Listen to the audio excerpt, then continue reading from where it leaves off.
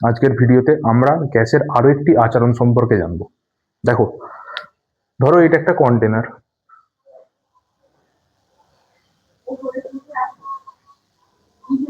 Container আছে এখানে,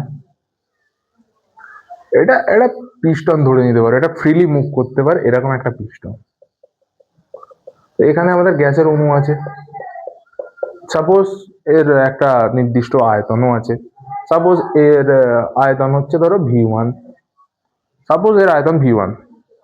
আচ্ছা, আমি যদি এতে তাপ দিই তাহলে কি হবে? ধরো আমি এখানে তাপ দিলাম,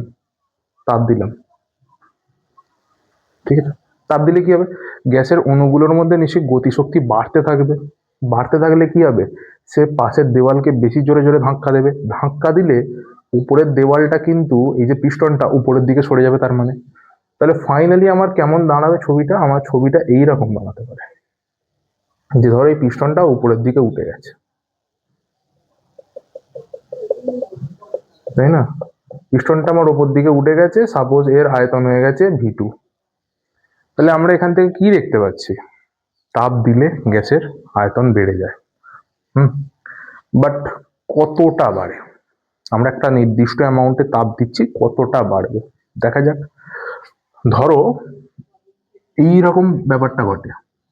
ধরো এইটা একটা গ্যাস, গ্যাসের আয়তন, সাপোজ গ্যাসের আয়তন এতটা। কত ডিগ্রিতে? ধরো 0 ডিগ্রি সেলসিয়াসে, ধরো 0 ডিগ্রি সেলসিয়াসে গ্যাসের এটা আয়তন। এটা হচ্ছে আয়তন গ্যাসটার, ঠিক আছে? কত আয়তন আমি লিখছি না, আমি কি করলাম, একে তাপ দিলাম। তাপ দেওয়ার ফলে গ্যাসটার উষ্ণতা গিয়ে দাঁড়িয়ে গেল সাপোজ মানে 1 ডিগ্রি সেলসিয়াস। 1 ডিগ্রি সেলসিয়াস, এটা গ্যাস কিন্তু, ঠিক আছে? তাহলে এবার কথা হচ্ছে গ্যাসের আয়তনটা বাড়বে, কিন্তু কতটা বাড়বে? তো যেটা এক্সপেরিমেন্টালি দেখা গেছে, যে তুমি এটাকে এরকম ভাবে ভাগ করো, জাস্ট আয়তনটাকে ভাগ করতে থাকো, ঠিক আছে? কতটা ভাগ করবে? 273টা ভাগ করবে। হ্যাঁ, এই স্কোয়ার শেপটাকে, এটা গ্যাসের আয়তন, এই স্কোয়ার শেপ আয়তনটাকে তুমি 273টা পিসে ভাগ করো। এবার সাপোজ এখান থেকে তুমি একটা পিস বের করো, একটা পিস, ছোট্ট পিস। এইটা সাপোজ, এইটা হচ্ছে একটা ছোট্ট পিস। এটা কত ভাগের কত ভাগ? এটা ধরো পুরোটা যদি 1 ভাগ হয় বর্গক্ষেত্রটা, তাহলে এইটা 273 ভাগের 1 ভাগ। এটা যদি 1 হয়, এর যদি আয়তন 1 হয়, তাহলে এর 1/273। দেখা গেছে যখন তুমি 0 ডিগ্রি সেলসিয়াস থেকে কোনো গ্যাসের তাপমাত্রা 1 ডিগ্রি সেলসিয়াস বাড়াতে থাকো, তাহলে এই গ্যাসের যে আয়তন, এর আয়তনের থেকে এই 273 ভাগের 1 ভাগ বেড়ে যায়। এটা সেই 273 ভাগের 1 ভাগ। বুঝতে পেরেছো? আমি এর গ্যাসের আয়তন হিট করছি, হিট করলে এর আয়তন বাড়বে। কতটা ভাগ বাড়বে? এর 273 ভাগের 1টা ভাগ নাও, সেই 1টা ভাগ বেড়ে যাবে 1 ডিগ্রি বাড়ানোর জন্য। সাপোজ আমি এরপর এটাকে আরো হিট করলাম, তাহলে এর আয়তন কত বাড়বে? এর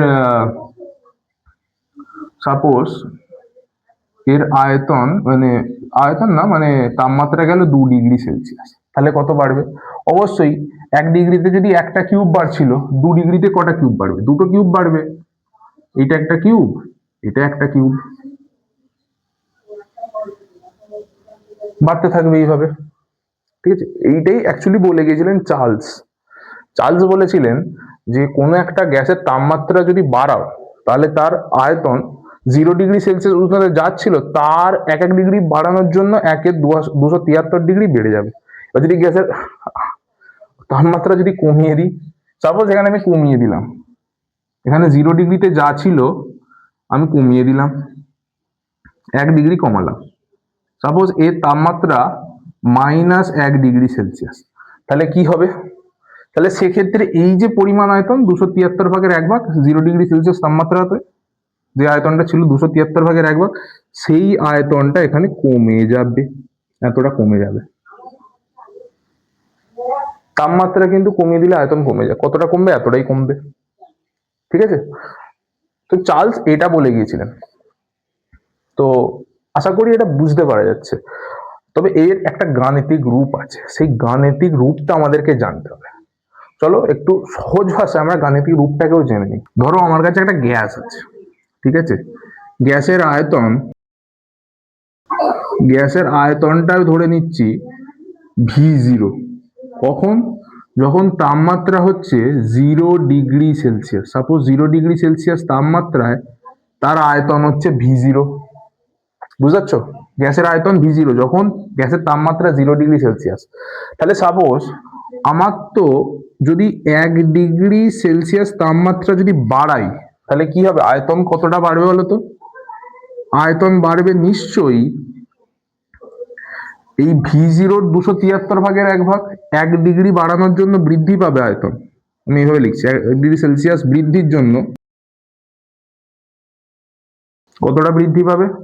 এর মানে V0 মানে 0°C আয়তনের 273 ভাগে 1 ভাগ, তার মানে 273 ভাগের 1 ভাগ, V0 273 ভাগের 1 ভাগ। 1°র জন্য এতটা বাড়ছে, বুঝতে পেরেছো? তার মানে 1° বাড়ার পরে আয়তনটা কত হবে? অতএব বর্তমান আয়তন, দেখো এইটা হবে না, এইটা হচ্ছে আয়তনটা বেড়েছে, এতটা আয়তন বাড়ছে, এই যে এতটা আয়তন বাড়ছে, আগের আয়তন এইটা ছিল, এইটা আগের আয়তন, তার সঙ্গে এতটা বেড়েছে, তাহলে আগের আয়তন V0 তার সঙ্গে এতটা বেড়েছে মানে এইটা বেড়েছে, তাহলে এইটা আমার গাণিতিক রূপ। এবার এটাকে কি হয়, এটাকে জাস্ট V0 অনেক জায়গায় কমন নিয়ে নেওয়া হয়, তাহলে 1 প্লাস 1/273 V0, তাই তো? এবার ধরো এটা তো 1°C বৃদ্ধিতে আয়তন এতটা বৃদ্ধি পাচ্ছে, তাহলে 2° যদি বৃদ্ধি করাই তাহলে কত হবে? যদি 2° আমি সেলসিয়াস বৃদ্ধি করাই তাহলে আয়তন বৃদ্ধি কতটা হবে? তাহলে আমরা কি দেখছিলাম, এই কিউবটাই দুবার বেড়েছে, তার মানে এই যে V0/273 তার সঙ্গে আর একটা V0 273 বাড়বে, তার মানে এইটাকে আমরা কত লিখতে পারি? 2V0/273, এতটা বাড়ছে। তাহলে এখন আয়তন কত হয়ে যাবে? কত হয়ে যাবে তাহলে? V0 প্লাস 2V0/273, এটাকেই আমরা লিখতে পারি 1 প্লাস 2/273 V0, হ্যাঁ কি না? এটা তো 1-2°C বৃদ্ধি করার জন্য গেল। সাপোজ আমি যদি T°C পর্যন্ত বৃদ্ধির জন্য করি, দেখো 1-এর জন্য এতবার ছিল, তাহলে T° যদি বাড়াই তাহলে কত হবে? আমি এখানে লিখছি, দেখো যদি আমি T°C উষ্ণতা বাড়াই তাহলে আয়তন বৃদ্ধি কতটা হবে? আয়তন নিশ্চয়ই বৃদ্ধি পাবে T ইন্টু V0/237, হ্যাঁ কি না? দেখো তো যখন 2° বাড়াচ্ছিলাম এই V0 গায়ে 2 এসেছে, দেখো 1 ছিল বলে এখানে কিছু নেই মানে 1 আছে, যখন 2°C তাপমাত্রা বাড়ালাম তখন V0 কাছে 2 চলে এলো। এবার যদি T° বাড়াই তাহলে T চলে আসবে V0 গায়ে, তাই তো? তাহলে এখন বর্তমান আয়তন কত হবে? তাহলে বর্তমান আয়তন হয়ে যাবে নিশ্চয়ই V0 প্লাস TV0/273, এটাকেই দেখবে বইতে লেখা থাকে এইভাবে, V0টাকে কমন নিয়ে নেওয়া হয়, ঠিক আছে, T/273 V0, আয়তন বৃদ্ধির জন্য এইটা। কিন্তু যদি সাপোজ আমি তাপমাত্রা কমাচ্ছি, তাপমাত্রা কমানোর জন্য কি হতে পারে? সিম্পল ব্যাপার, দেখো তাপমাত্রা কমালে কি হয়ে যাচ্ছে, আমার তাপমাত্রা বাড়ালে এই আয়তনটা যুক্ত হচ্ছিল, 1° বাড়ালে এই আয়তনটা যুক্ত হচ্ছিল, 2° বাড়ালে আমার এই আয়তনটা যুক্ত হচ্ছিল, তাহলে 1° কমালে নিশ্চয়ই আয়তনটা মাইনাস যাবে, মানে এইটা যে প্লাস লিখছি এটাই তখন আমরা মাইনাস আকারে লিখবো, এতটা আয়তন বাদ যাচ্ছে প্রাথমিক আয়তন থেকে। এটাকেই আবার দেখবে এইভাবে লেখা আছে 1 মাইনাস 1/273 V0, তাই তো? যদি T°C জন্য করি, তাহলে যদি T°র জন্য করি এটা নিশ্চয়ই হয়ে যাবে তোমার 1 মাইনাস T/273 V0, -T°C উষ্ণতা আয়তন এত হয়ে যাবে নিশ্চয়ই, তাই তো? এইটাই কিন্তু চার্লসের সূত্রের গাণিতিক রূপ। তবে চার্লস মেনলি যেটা বলে গেছিলেন সেটা হচ্ছে এটা, যে তুমি তাপমাত্রা দিলে আয়তন বাড়বে, মানে তুমি যদি তাপ দাও, তাপ দিলে আয়তন বাড়বে। তাই তো বোঝা যাচ্ছে, চার্লস এটা মেনলি বলে গিয়েছিলেন। আমরা মেনলি এই সূত্রটা এখন ফলো করব।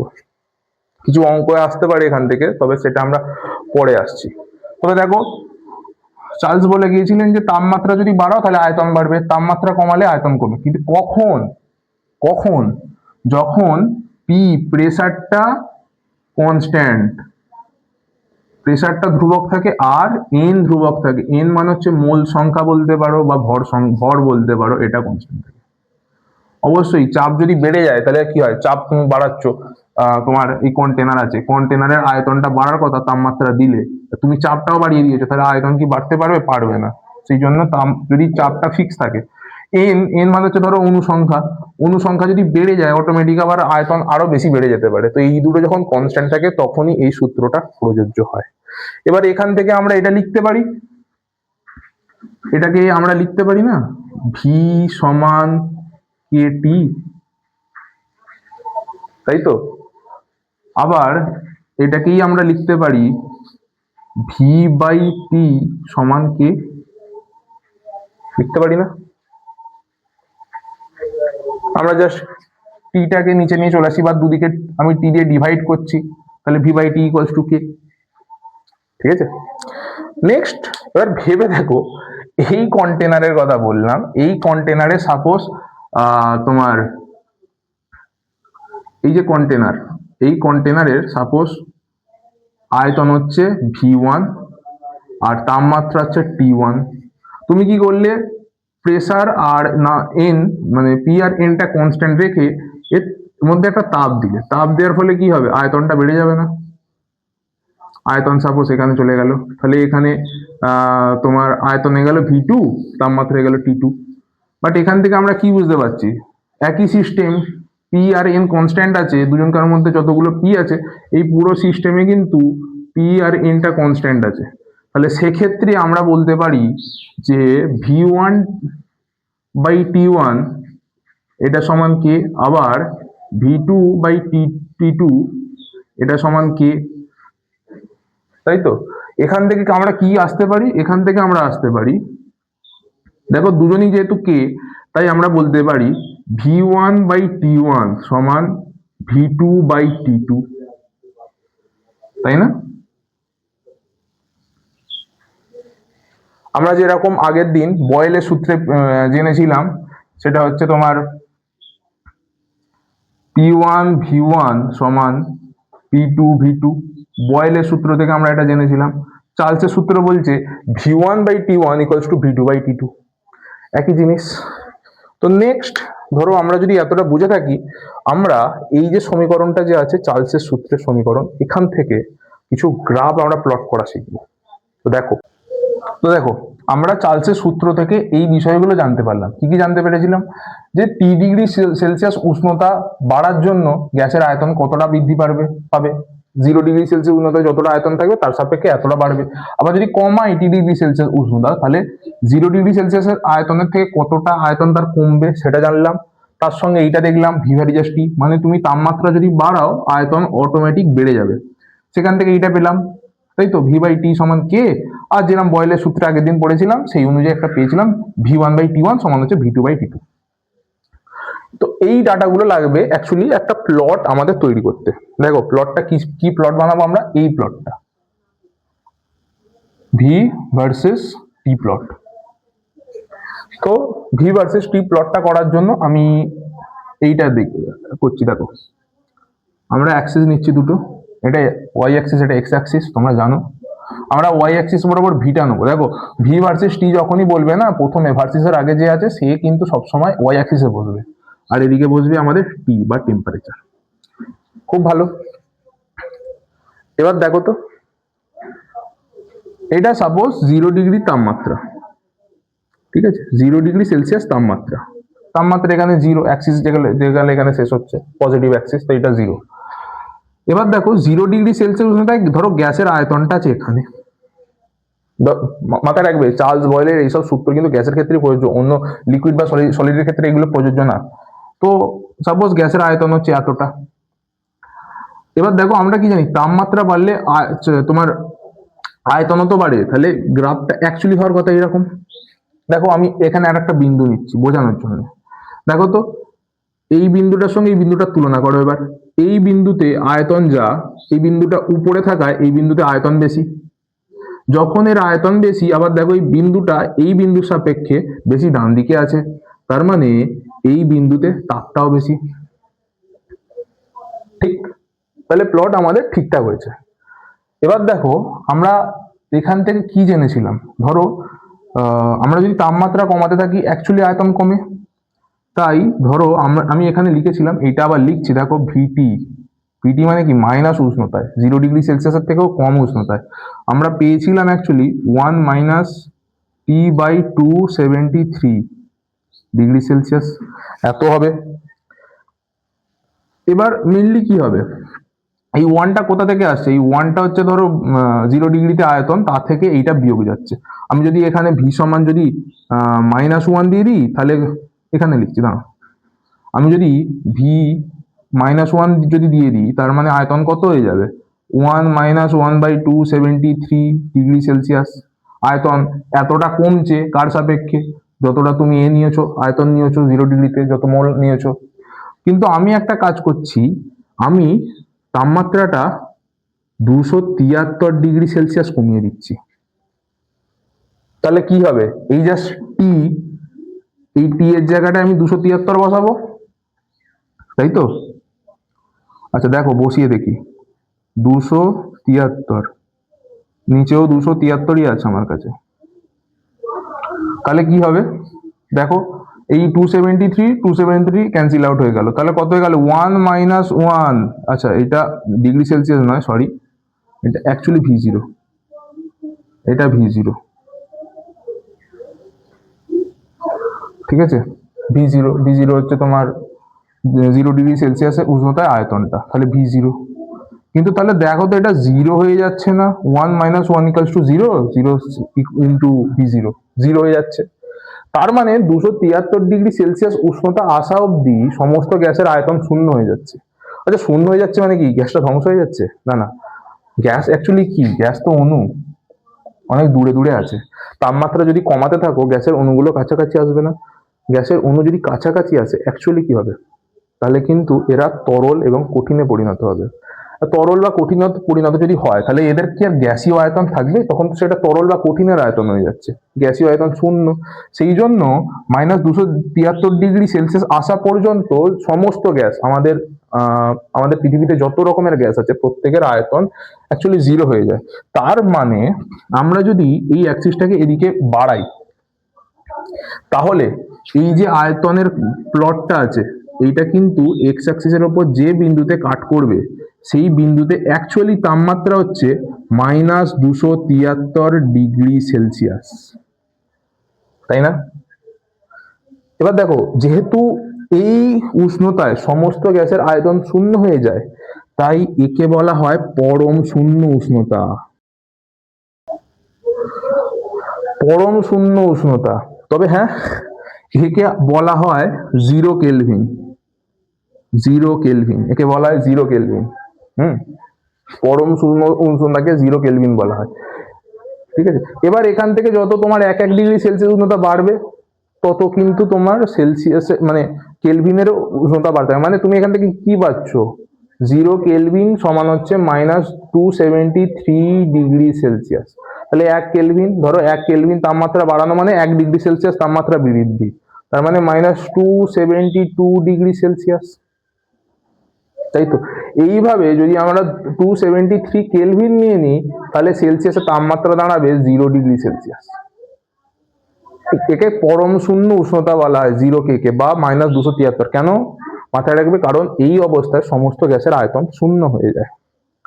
নেক্সট ধরো আমরা এই যে এটা নিয়েছি, এর চাপ হচ্ছে সাপোজ P1 চাপে, হ্যাঁ। আমরা যদি চাপ আর একটা নিই, অন্য একটা গ্যাস নিই আলাদা চাপে, তাহলে এই প্লটে বসিয়ে দিই কেমন লাগে। সাপোজ P2, একটা গ্যাস নিয়েছি P2, সাপোজ আমি বললাম P2টা P1 এর থেকে বড়, তাহলে আমরা কি জানি চাপ যদি বাড়ে, সাপোজ ধরে একটা কন্টেনার নিচ্ছি, চাপটা যদি বেড়ে যায় তাহলে কি হবে, ভিতরে আয়তন কমবে, তাহলে আয়তন কমবে নিশ্চয়ই, এর থেকে নিচে প্লট হবে একটা, সেই প্লটটা নিশ্চয়ই এইরকম হবে। তবে হ্যাঁ মাথায় রাখবে, এর কিন্তু যতই তুমি পিছন দিকে নিয়ে যাও না কেন, এ কিন্তু ওই -273 কাট করবে। এটা হচ্ছে আমার P2, ঠিক আছে। এটাই হচ্ছে চার্লসের সূত্র। চার্লসের সূত্র থেকেই অ্যাকচুয়ালি আমরা পরম স্কেলটা পেয়েছি। অ্যাকচুয়ালি যত রকমের ক্যালকুলেশন হয় তাপমাত্রার, সমস্ত কিন্তু কেলভিন স্কেলে করা হয় এখন, সেলসিয়াস বা ফারেনহাইট স্কেলে করা হয় না।